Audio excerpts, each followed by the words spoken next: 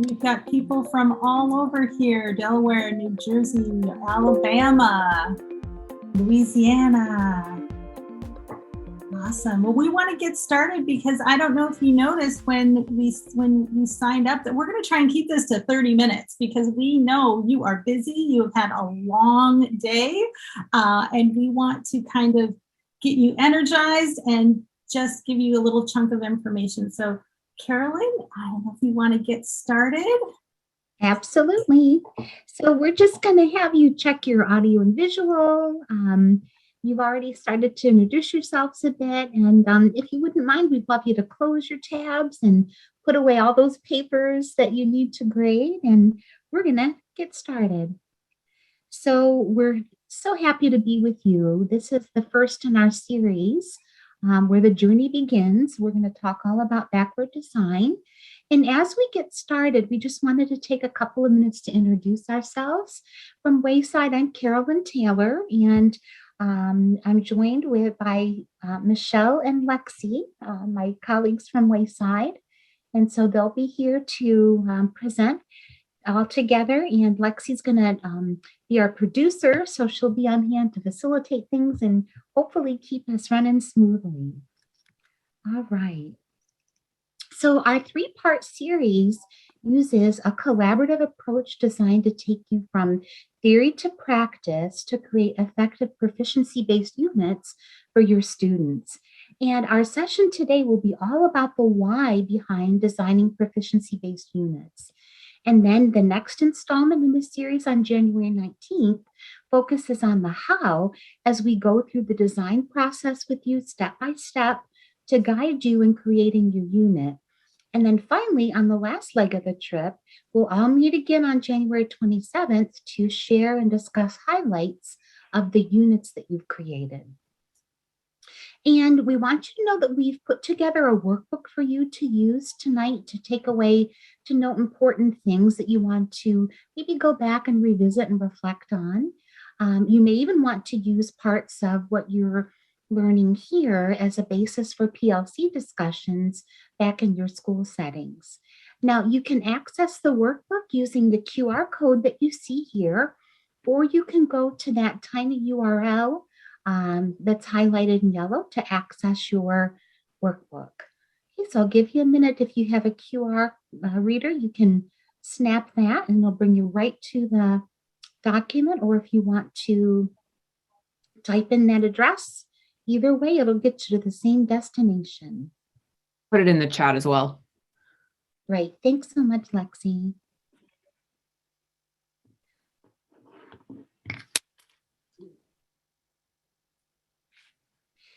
Okay, and since Lexi's got it in the chat, I'll go ahead and show you the next step. So once you access the document, all you're going to need to do is to go to the upper right-hand corner.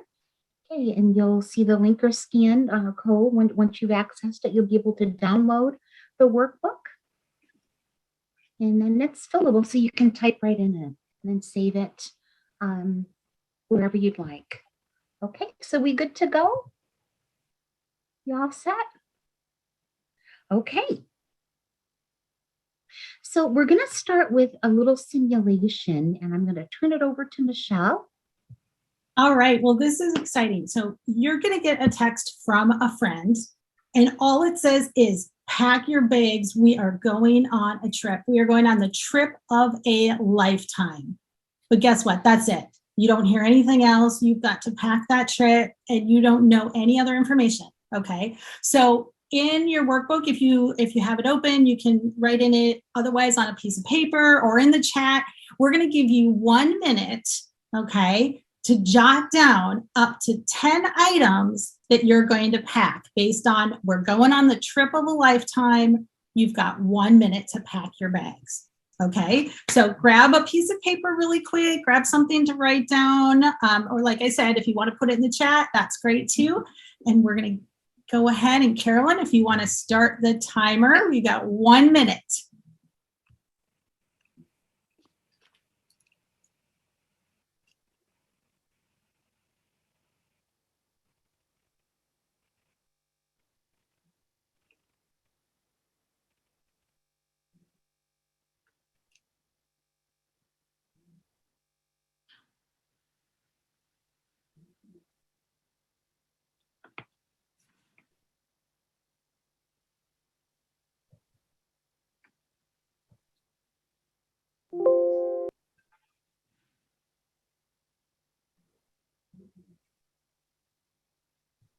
All right, 20 seconds, folks.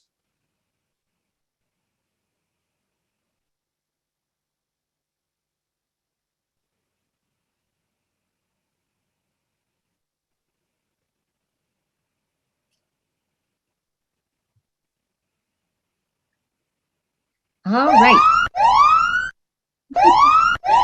Time's up. All right. So we are going on an Alaskan cruise to the land of the midnight sun. How exciting is that? Wouldn't that be fantastic? So on this cruise, let's see how you did.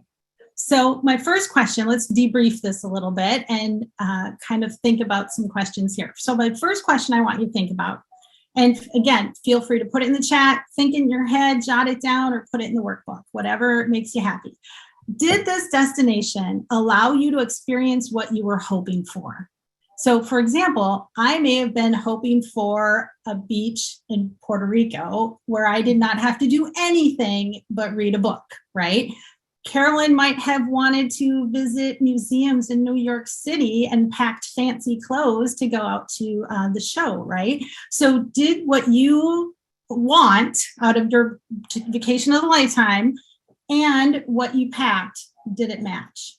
Okay, did that destination match? The next thing I want you to think about is how many items did you pack that you would actually be able to use on this trip? So if you packed that nice swimsuit and some, hat, sun hat, that would have been great. But, if you didn't pack boots and a jacket, maybe not so well. So how many items did you pack that you got right? How many did you get right? Okay. And then were there some items that you might need that you didn't pack? So there were probably a few things for this destination that you would probably be pretty important. Again, like maybe a jacket and some gloves and a warm hat or something, but that you don't have, okay?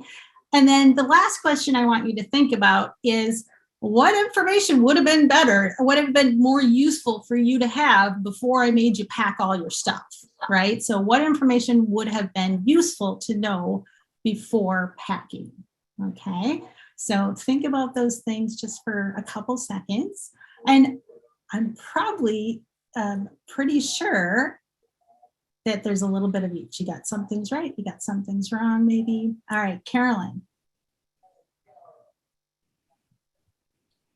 All right, so how does this relate to unit planning?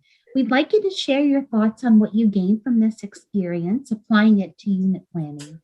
So again, in the chat, could you please post some of your biggest takeaways?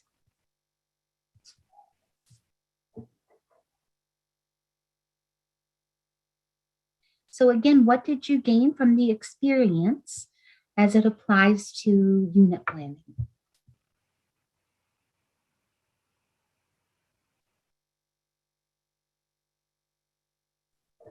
All right, Trish says it enables students to know where they're going, a diagnostics of sorts. We need to know the destination to prepare adequately. Awesome. Consider the context.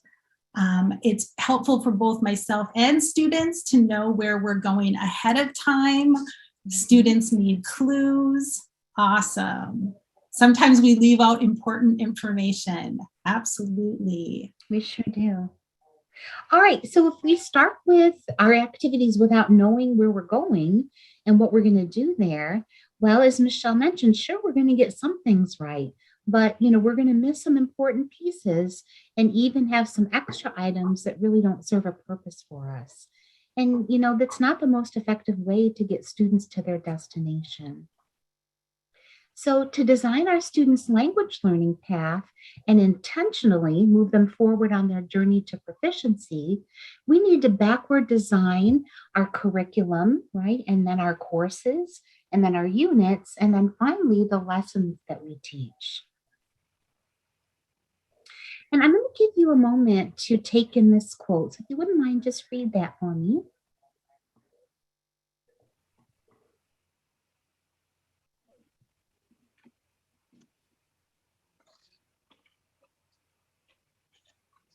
And so here's the bottom line. As Wiggins and McTighe point out, if we don't backward design, we run the risk of covering material in the textbook and using activity-oriented teaching, neither of which optimally benefits our students. And I have a feeling most of you can relate to this. I know I can. And for those of us who've ever felt pressure to cover curriculum and maybe lost sight of the destination or even got lost in the activities that didn't really lead you to your desired goals, I'd love if either in the chat or aloud, you could let us know how this experience made you feel.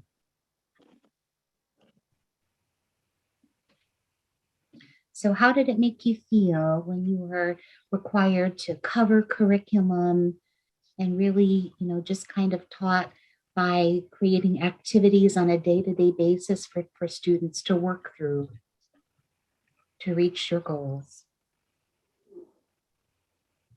Stressed out, absolutely.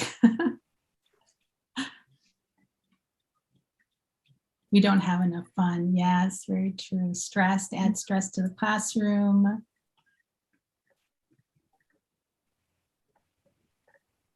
Covering curriculum undersells our learners and ourselves, not in control.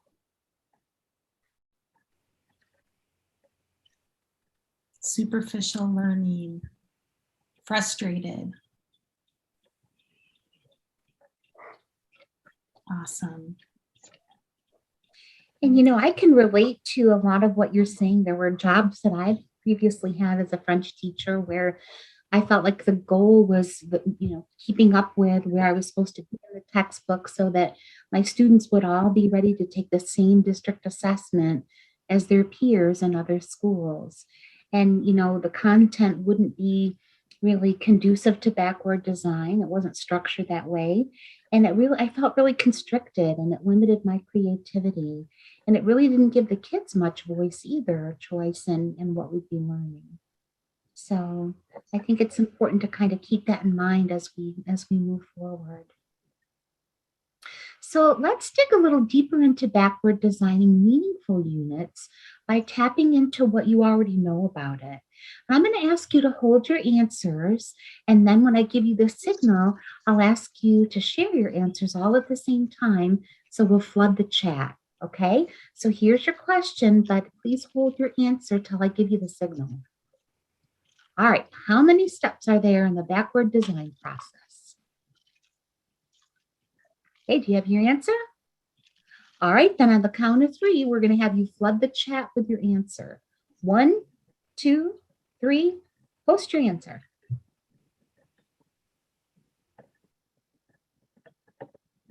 Wow, I think we're 100%, like everybody, everybody got it right. Nice job.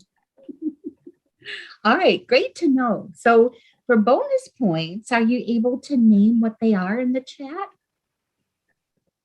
What are those 3 steps to backward design?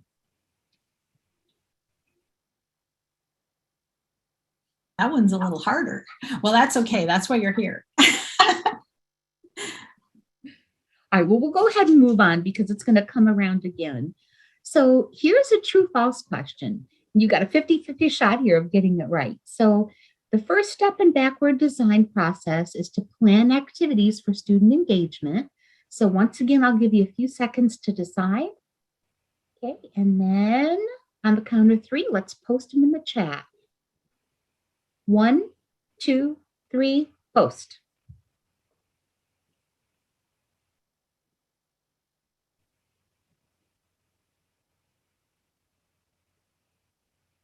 We have an exceptionally bright group here. Like maybe we should just like turn it over and they can kind of just do it on their own. Absolutely. We've got false, false, false, false, so false. Awesome. Way to go. Woohoo. All right. So, sure, we want all our lesson activities to be fun and engaging for students. However, we don't want to jump right in with planning the activities, just like we don't want to pack our suitcases before we know where we're going or even what we're going to be doing there. So remember how poorly that turned out for a lot of us with our Alaskan cruise scenario. Okay, so let's go ahead. Michelle's going to take you over here and she's going to help clarify these steps for us. All right. So yes, as this very intelligent group has said, there are 3 steps. I don't know about easy, but there are 3 steps in the backwards design process. So let's go ahead and look at them kind of step by step. For the first one is to identify desired results. What are the goals? Okay, what are our goals? What are you going to do? What will you be able to do when you get there? Where are you going? And et cetera, et cetera. So what are your goals? Identifying those very clearly. Step 2, stage 2, is determining acceptable evidence. Simply put, that is, how are you going to know when you get there? How are you going to know when you and the learners have reached that destination? Okay. And then lastly, step 3 is going to be planning those learning experiences and instruction. So in other words, now that you know where you're going, you know what it's going to look like when you get there. Now you're going to plan those activities and decide how to get there. What learning experiences need to happen to have that be successful. Okay, so we're going to look at these a little bit closer. All right, so the first one, identify desired results. So let's start by setting our purpose and our goals of our unit, okay? So to do that, first we're going to look at essential questions. Essential questions are what make the unit meaningful. It sets the stage for why we are doing this unit, for what purpose are we communicating, why. It sets those important questions of the unit that is going to guide us and hold everything together. Keep in mind that a good essential question is open-ended and can be answered differently by different people. Okay, so if it has a correct answer, it's probably not an essential question. Okay, we're going to talk more about that in just a minute. After we kind of have that big reason, that big picture, we're going to set specific objectives. What will learners know and be able to do by the end of the unit? Okay, so we're going to explore this question. That's going to tie everything together, but we're going to have, what are the goals? What will they be able to do? What will they be able to, what will they know? So let's look at our Alaskan cruise. We're going to take that as a little example. Okay, so let's take a look. Okay, so in the identify desired results, we're going to be successful packing if we would have known where we were going, right? And we would have had our goals set and established before we went. So if we look at what kind of essential questions we could have had for that sort of Alaskan experience, it would have been things like, what experience do I desire on a trip of a lifetime? Okay, would it be relaxation, romance? Would it be adventure? Where are some places that I could go in order to experience these things? Okay, and remember, essential questions should be open-ended and allow for a variety of responses. So if my question was, what kind of experiences do I want on a trip of a lifetime? I might say one thing and answer that question one way, and Carolyn might do it in a different way. Okay, so we're going to have different people are going to have different answers.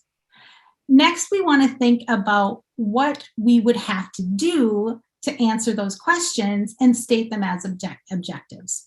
So again, when we're looking at our trip of a lifetime, some of my objectives might be, I can describe what I want out of a trip and why.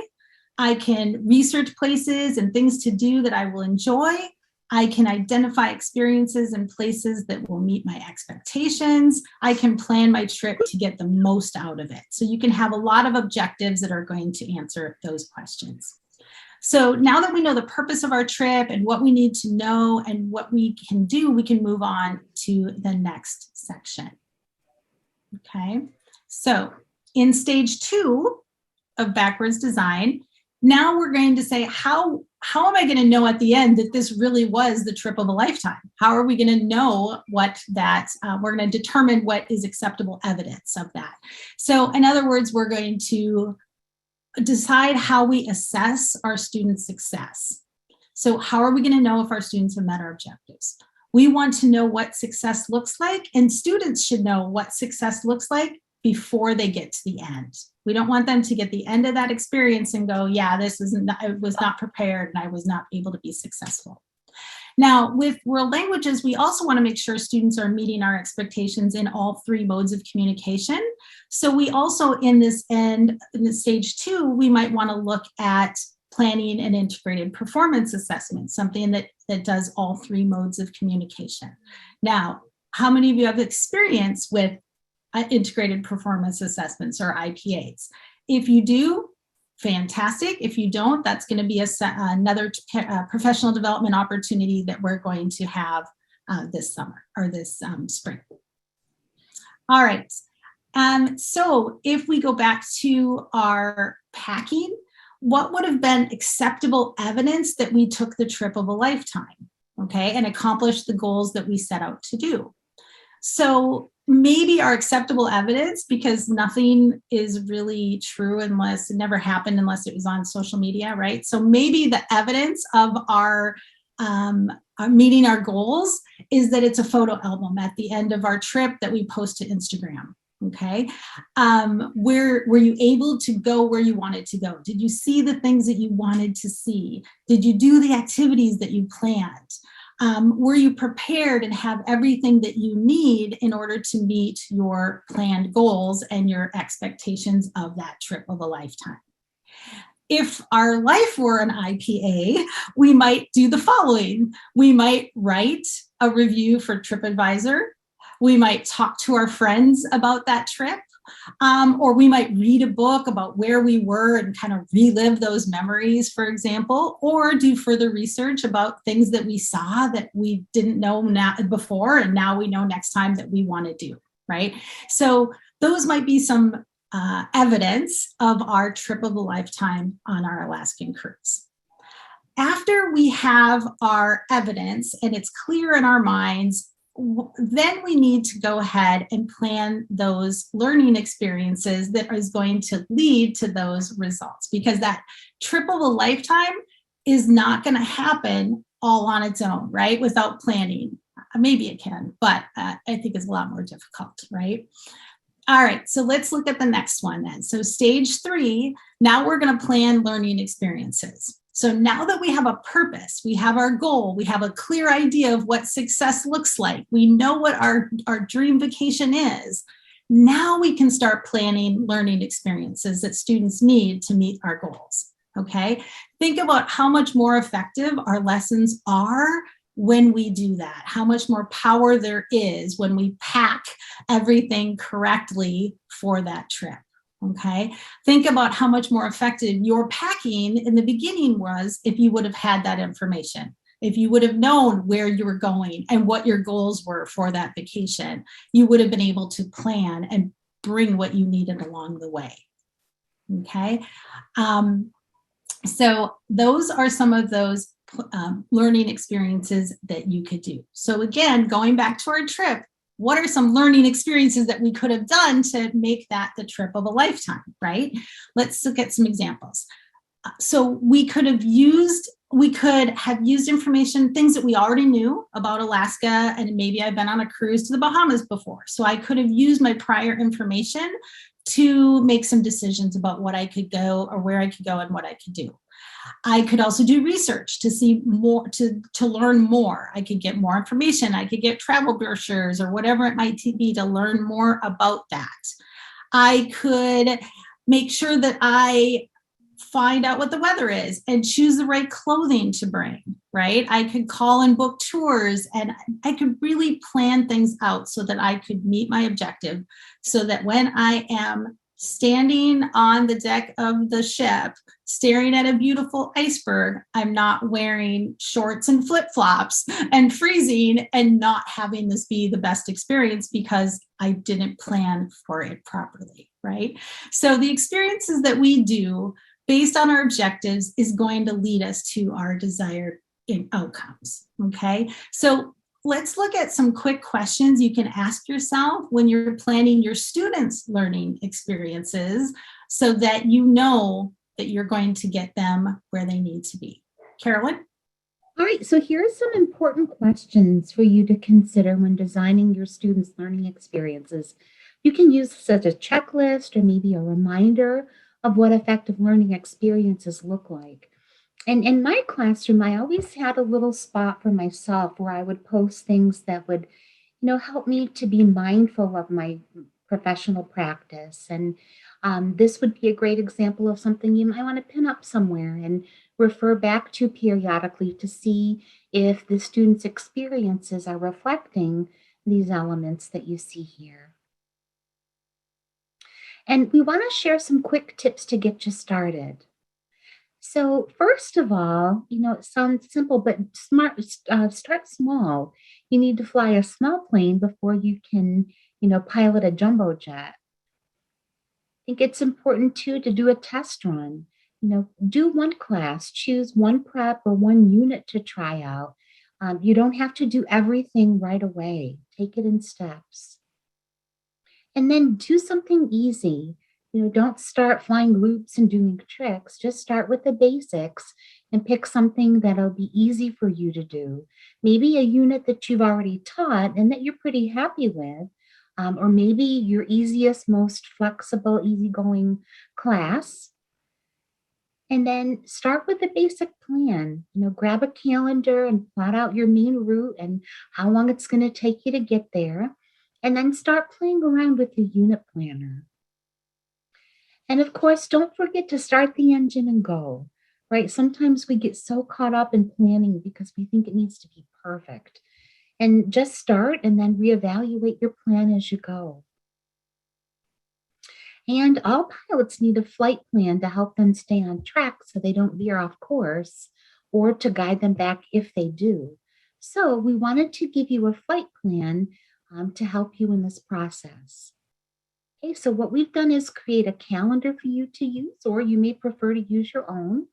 And then here's the unit planner template that will be used in the next session of our series coming up on January 19th, when our colleagues Kate and Lexi will walk you through each step of the planning process through an interactive hands-on unit planning session. Okay, so if you'd like to get a head start and access the unit planner right away, and the calendar, you can get to those right here through this QR code or the URL. And Lexi, will you put that in the chat as well? I'm on it. Perfect. Okay, so that's where you can access the unit planner and calendar. And then just so you know, here's a little bit more info about the next legs of the trip. Okay, so there's a different QR code here that you can use to sign up for the upcoming 2 sessions. So apply it on the left is going to be a 60-minute interactive webinar where Lexi and Kate will walk you through the unit planning process, as I mentioned previously. You all will use the unit planning template that we just shared, and then they'll go through it with you step by step to help you design your next unit with the end in mind. And then finally, to come full circle, we recommend that at the next session, you bring your completed planner or as much of it as you have completed at that time to our final session, which is going to be a coffee talk type session on Thursday, January 27th.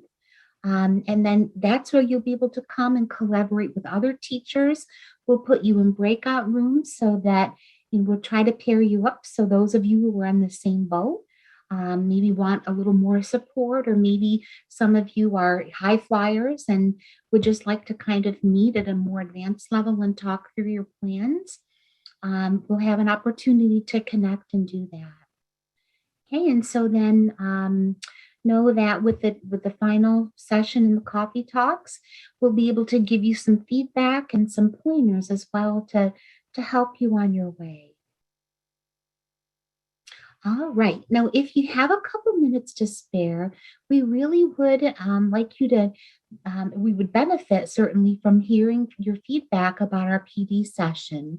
This is the first one in our series, and so we'd love to know your thoughts and ideas of what we could do to improve so that we can keep growing and getting better as we go.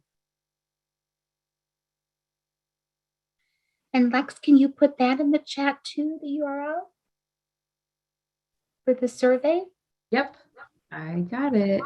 Just a Thank second. you very much. All right, and then we want you to know too that if ever you need assistance, don't hesitate to reach out to Michelle and Lexi and me. We're here to help you, and we look forward to hopefully seeing you again in the next session. Awesome. And it is 8:02. We did it and almost did it in 30 minutes. So yes, this session is in the folder for January. So you can access this along with the workbook, the unit planner, share it with your other teachers in your department or your PLCs if you want. We will also put this recording in there. So if somebody missed it and wasn't able to see it, you can access it, as a team even and watch it. And then we hope you will join us for the next section where we really go hands-on and walk through that lesson plan and all of those components. Yeah. Thank you so much, everyone. And we hope that you have a lovely evening. Stay safe, stay warm, and take care. Thanks so much for participating, everybody. Take care now.